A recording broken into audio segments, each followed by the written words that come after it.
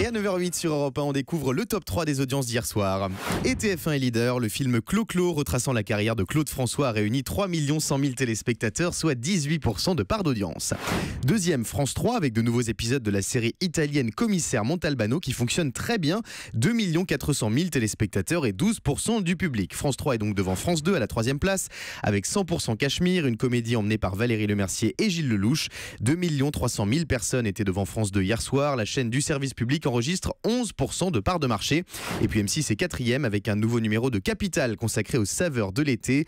2 200 000 Français ont pris l'apéro avec quelques fruits et une bonne glace. 11% de part d'audience pour le magazine présenté par Bastien Cadéac.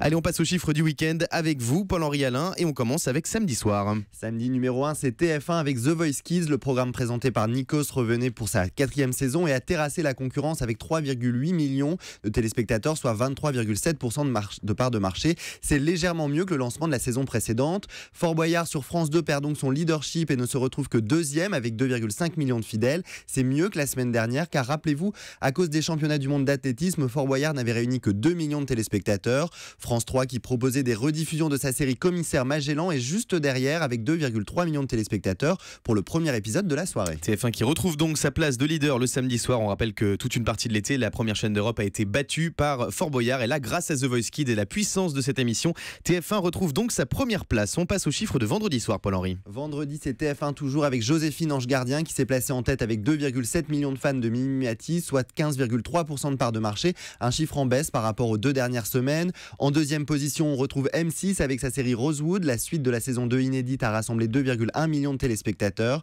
Et France 2 ne termine que 3e avec des rediffusions de sa série K1. Les 2 premiers épisodes ont réuni 2 millions de téléspectateurs. Merci beaucoup, Paul-Henri, pour tous ces chiffres et à tout à l'heure pour le journal des médias.